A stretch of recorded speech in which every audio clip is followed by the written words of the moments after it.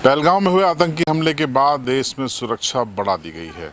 अब देश में ऐसे लोगों की तलाश की जा रही है जो लगातार बाहरी इलाके में जाकर बगैर सूचना दिए रह रहे हैं। देश भर से अब ये तस्वीरें सामने आ रही हैं, जिसमें पुलिस लगातार शहरों में जा रही है, गाँव में जा रही है और ऐसे लोगों की तलाश कर रही है जो बगैर आइडेंटिटी के रह रहे हैं, न तो पुलिस को इसकी सूचना दे रहे हैं।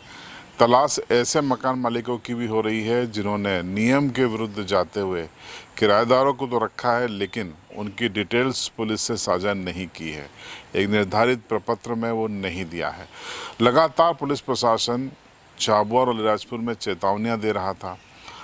1 से 2 महीने से प्रयास किए जा रहे थे, लेकिन इसको गंभीरता से नहीं लिया गया। तस्वीरें हम आपको 2 बताएंगे। तस्वीरें कल झाबुआ की हैं, जहां पर पुलिस ने प्रधानमंत्री आवास ही किराए पे दे दिया एक शख्स ने, और यहाँ हालत ये थी कि एक मकान में 15 लोग रह रहे थे, यूपी के जालौन के रहने वाले, और इसकी सूचना पुलिस को नहीं थी, ना मकान मालिक ने दी, ना किराएदार ने दी। ऐसे में मकान मालिक के खिलाफ एफआईआर दर्ज की गई, कार्रवाई की गई। दूसरी तस्वीर आज जोबट की है। जोबट में आज पुलिस ने लगभग सभी वार्डों में एक सघन जांच अभियान चलाया। इस दौरान तलाशी ली गई। इस दौरान जो मकान मालिक है जिन्होंने किराएदार के रूप में लोगों को रखा है, पता किया गया कि कितने किराएदार हैं और क्या इसकी सूचना उन्होंने पुलिस से साझा की है। आज की सर्चिंग ऑपरेशन में जोबट पुलिस को 7 मकान मालिक ऐसे मिले जिन्होंने किराएदारों को तो रखा है, लेकिन इसकी सूचना पुलिस को नहीं दी है।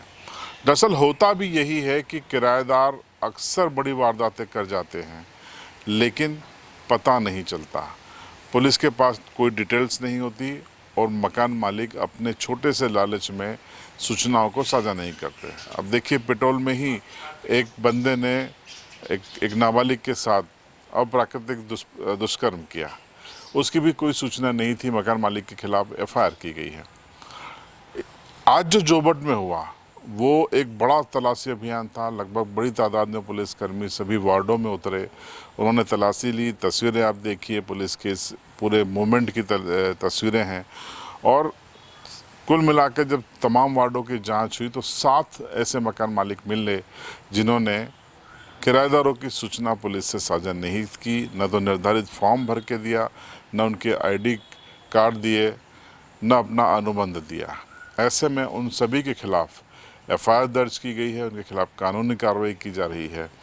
और अब जो किराएदार मिले हैं उनसे पुलिस पूछताछ कर रही है कि आप कहाँ से हैं, क्यों यहाँ पर हैं, क्या व्यवसाय करते हैं, उद्देश्य क्या है, तमाम जानकारियाँ। दरअसल पुलिसिंग में ये होना भी चाहिए, क्योंकि पुलिस को ये पता होना चाहिए कि उनके थाना क्षेत्र में, टेरिटरी में जो भी लोग रह रहे हैं वो कौन है। आइडेंटिटी क्यों छुपाना? आप देश के नागरिक हैं तो आइडेंटिटी सामने रखिए।